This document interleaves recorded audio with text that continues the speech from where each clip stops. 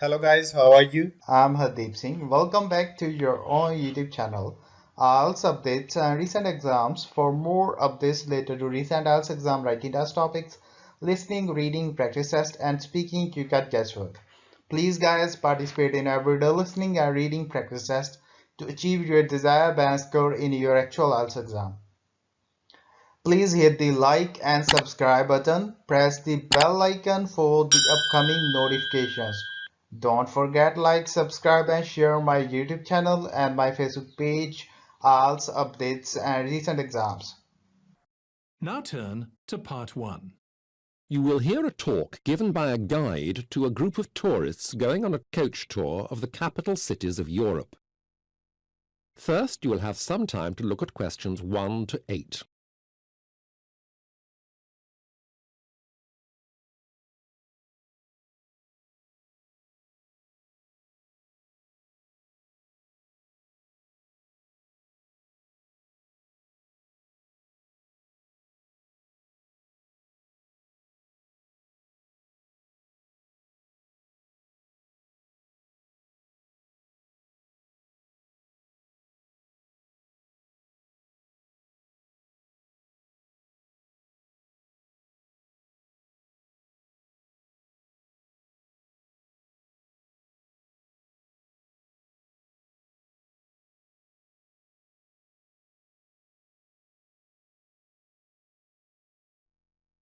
Now we will begin. You should answer the questions as you listen, as you will not hear the recording a second time. Listen to the talk carefully and answer questions 1 to 8. If you have any problems or difficulties, or if you want to know more about something, then ask me and I'll do my very best to help you. And this is Ray Smith, who is our driver for this tour. And welcome especially to Chadra and Indira. They've just finished their university exams and are celebrating with a tour before going home to India. Now, Eurobus's European Capitals Tour. 5 capitals in 6 days. I gave you our itinerary as you were coming aboard, so let me take you through it.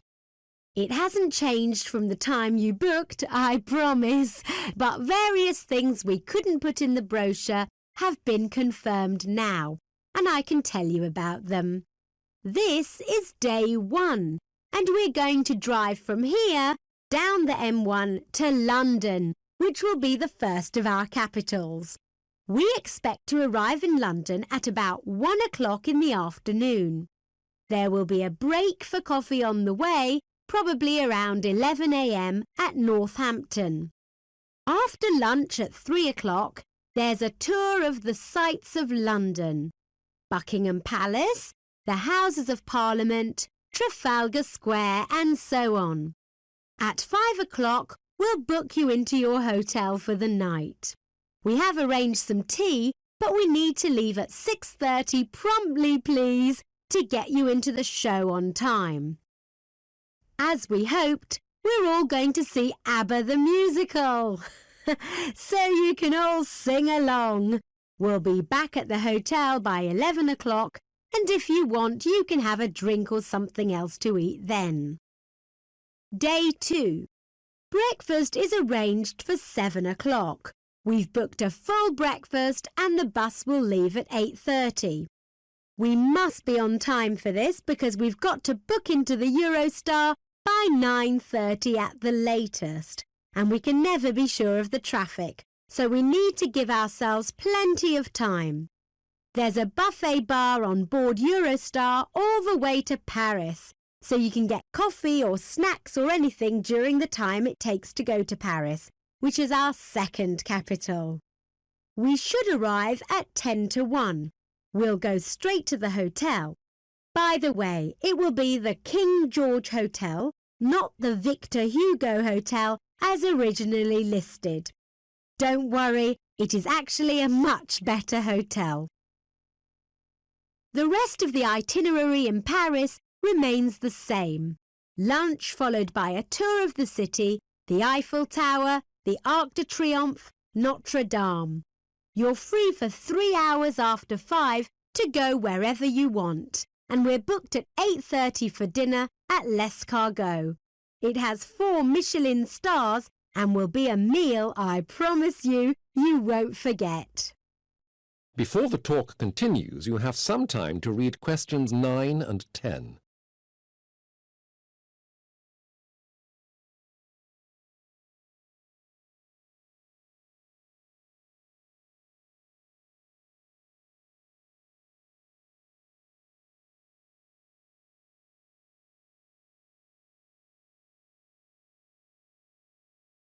Now listen carefully and answer questions 9 and 10. Now, I appreciate this is a lot to take in, so I won't go through the rest of it in any detail, although you can ask me later if you want. I'll just point to some of the minor changes so they don't surprise you later. Day 3, we'll drive to Brussels. The trip round the chocolate factory is now confirmed. It will be the Leonidas factory. I'm looking forward to that. There won't be a bus tour of Brussels because there are elections on day 3 and large parts of the city will be blocked off. So we've arranged a walking tour instead. If any of you feel that doesn't appeal, then see me and my colleagues in head office will try to arrange something else instead. Day 4 is Luxembourg and there's no change there. Day 5 is Berlin. Day 6 is Amsterdam. Not exactly a capital city, but the biggest Dutch town. We have been successful at getting you into the Van Gogh art exhibition there. I know some of you will enjoy that. Then it is back on the ferry and we hope to be in Wolverhampton by midnight. That is the end of part 1. You now have 1 minute to check your answers to part 1.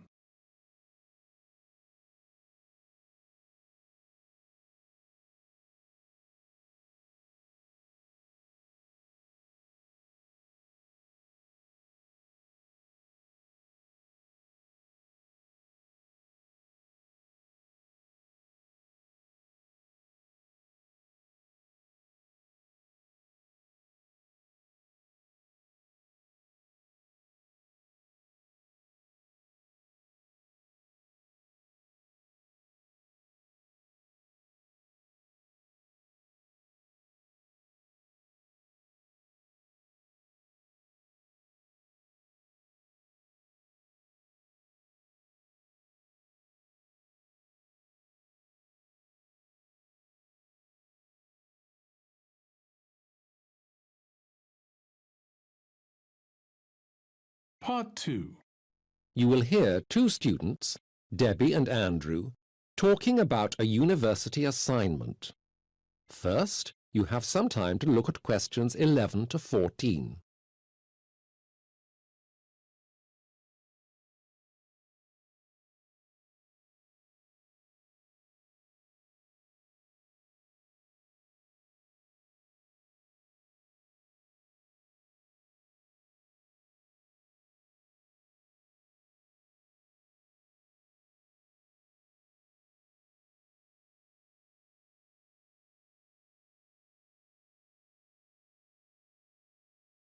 Now listen carefully to the discussion and answer questions 11 to 14.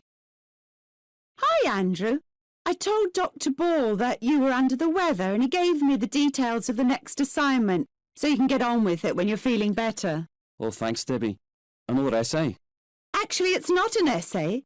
We've got to give a presentation to the rest of the group and prepare handouts for them. We? Is it group work?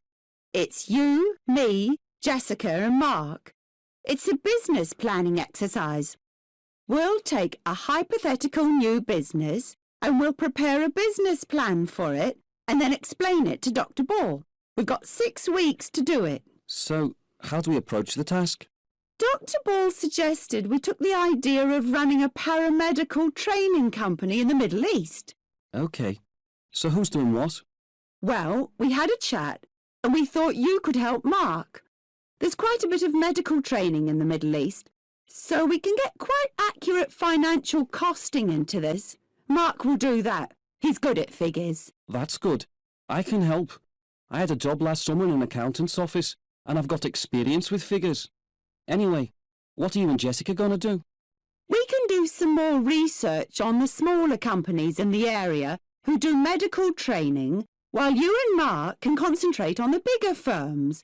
Both Jessica and I have good research skills. You now have some time to read questions 15 to 20.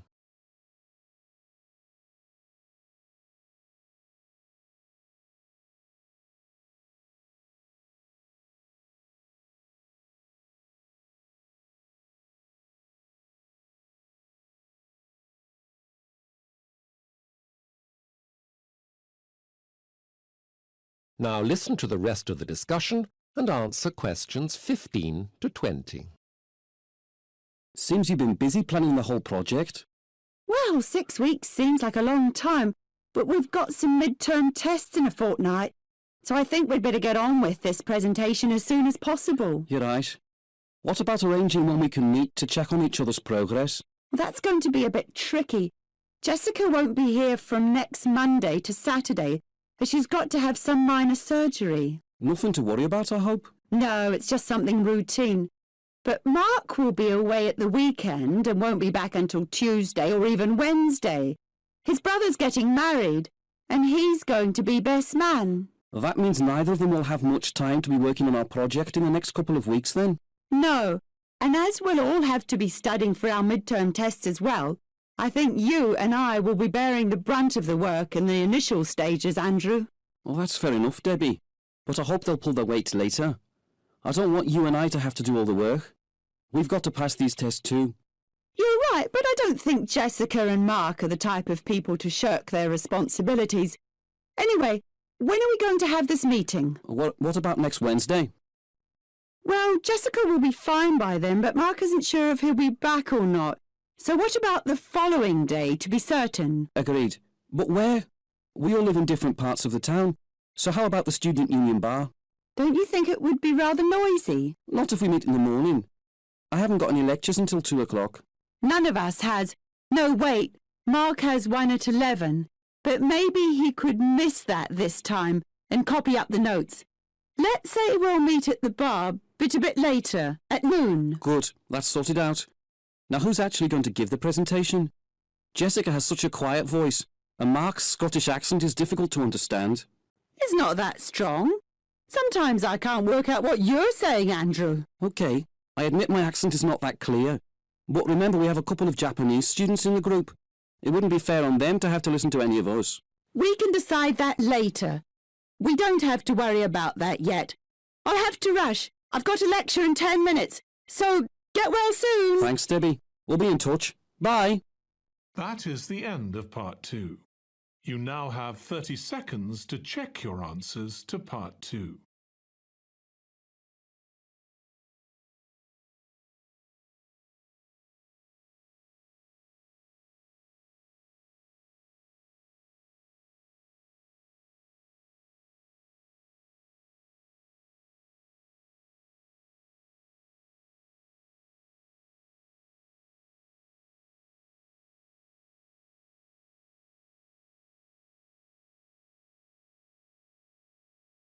Part 3. You will hear a conversation between Mrs. Davies and a lady she is interviewing called Gina. First, you have some time to look at questions 21 to 27.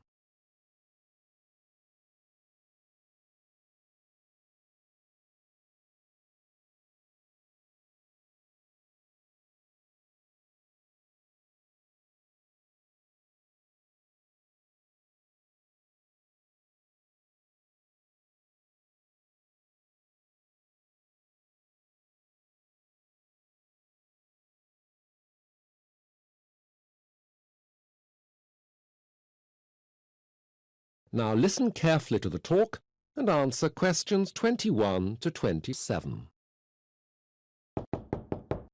Mrs. Davis, hello. Can I see you for a moment? Gina. Hello. Hello, Mrs. Davis. It's about the job as assistant in the language department. I hope I'm not disturbing you. No. Of course not. I was rather thinking you were coming to see me with the others tomorrow.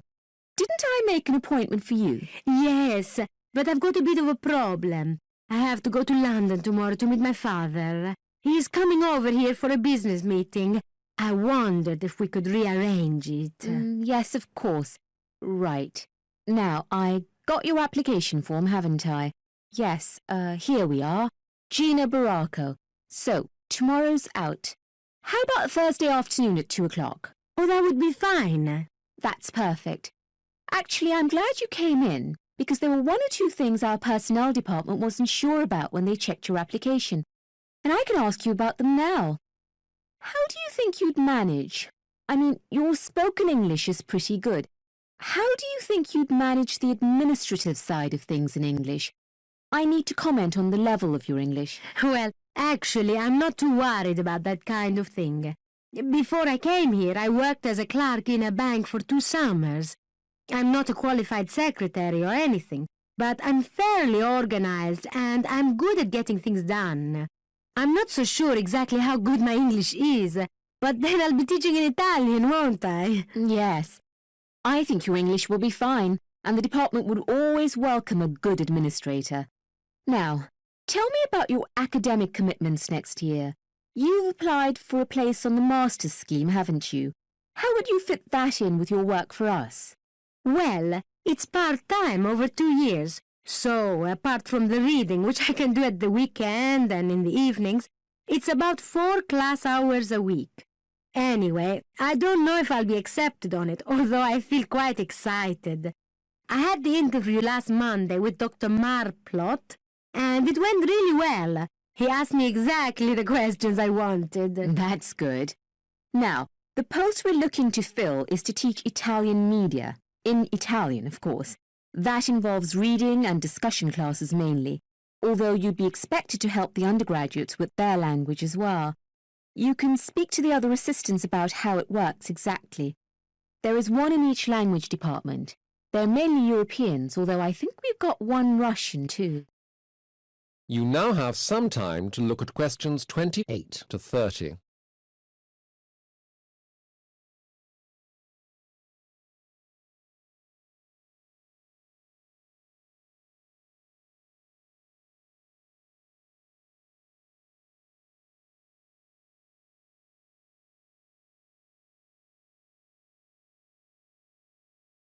Now listen to the rest of the conversation and answer questions 28 to 30. Can I ask something? Of course. Well, I think one of the biggest problems for me is going to be money. I get a tiny grant, as you know, and my parents are not rich. So I need to know how much I'd be paid. Of course. Well, the pay is not great. It works out at £150 a week. But the good thing is, you wouldn't have to pay tax. Oh, and you'd be able to keep your college accommodation if you wanted to. That would be cheaper than living out. Yes. Oh, that sounds fine. Well, as you know, I've got to see the other 2 applicants tomorrow.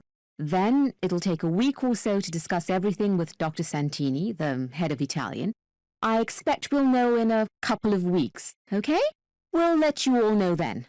Oh, thank you very much, Mrs. Davis. Not at all, Gina. Thank you. That is the end of part 3. You now have 30 seconds to check your answers to part 3.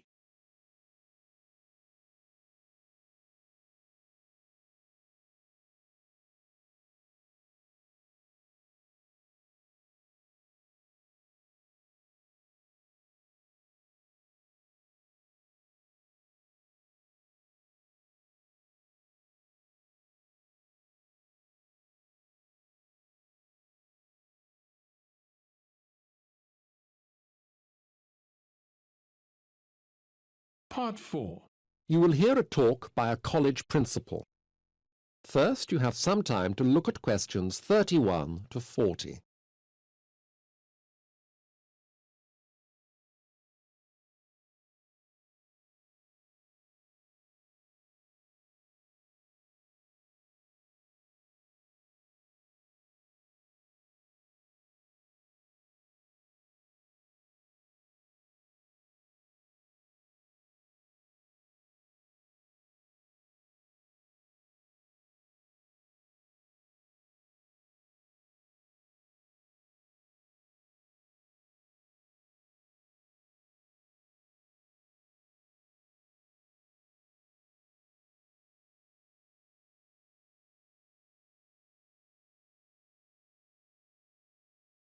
Now listen carefully to the talk and answer questions 31 to 40.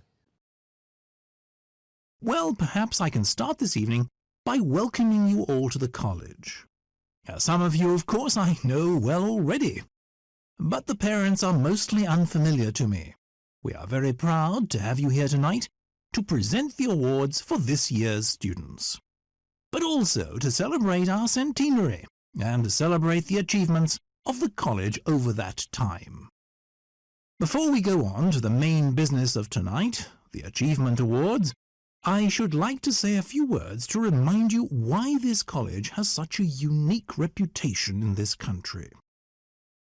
Because it is well known for what it is, which is quite simply the best engineering institute in the United Kingdom. This is not just my opinion, which might well be biased. It is based on government figures which consistently show that year after year we provide the highest levels of education, engineering research and pastoral care in the UK. As most of you know, this is the college's centenary year, and it is important, I feel, to reflect on the origins of the college. 100 years ago, the traditional industries of this area, weaving, cutlery making and agriculture, were in sharp decline, and when they went, in came that scourge of the past, unemployment and poverty. Our college was founded in order to provide for some of the poorest but brightest boys of the town and surrounding area a way out of the poverty of the time.